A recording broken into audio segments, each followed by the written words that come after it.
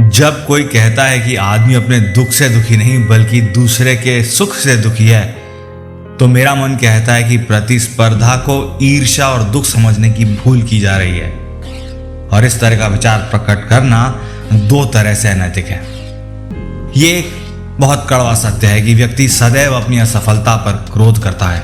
वह स्वयं को यह कहकर समझाता रहता है कि परिस्थितियां विपरीत थी, अन्यथा वो सफल हो जाता। वास्तव में वो जानता है कि उसने अपना 100% प्रयास नहीं किया।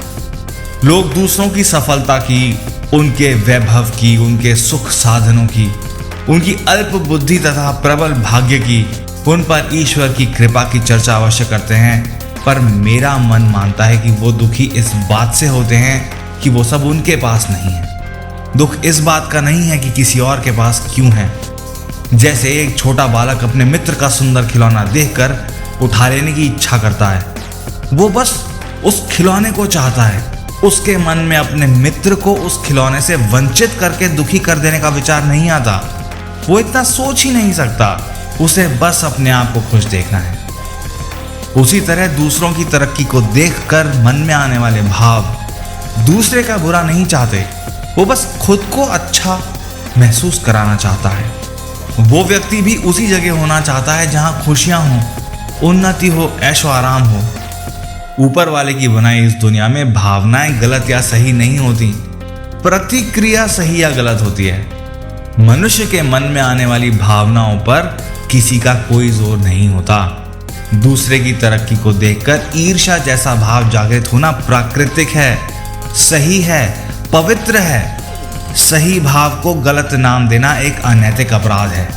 अगर इस तरह का विचार मन में नहीं आएगा तो व्यक्ति परिश्रम करके खुद को कैसे आगे बढ़ाने की कोशिश करेगा। मैं नाराज इस बात से हूं कि लोग पहले तो एक सही भावना को गलत नाम देकर दबाने की कोशिश करते हैं, फिर एक नकारात्मक नामकरण का फायदा उठाकर ग्लानि पैदा करने की कोशिश करते हैं। एक तो व्यक्ति की तरक्की में बाधा बने, फिर उसी के मन में ग्लानि भर दी कि जो वो सोच रहा है वो गलत है। इस तरह की मूर्खतापूर्ण बातों पर ध्यान न दें।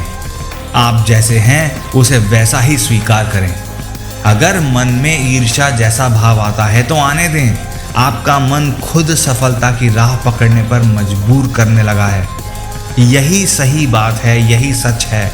मेहनत करें, अपनी हार को स्वीकार मत करें और थके हुए अत्यंत चतुर बातें करने वाले व्यक्तियों से दूर रहें। मेरे साथ बोलें, दूसरों की तरक्की से मैं दुखी नहीं हूं। ये भावना प्रतिस्पर्धा की है। मैं भी मेहनत करके वो सब हासिल कर लूंगा जिसके लिए मेरे मन में ईर्ष्या जैसा भाव आता है। मैं एक कर्म योद्धा हूं, कभी हार नहीं मानूंगा।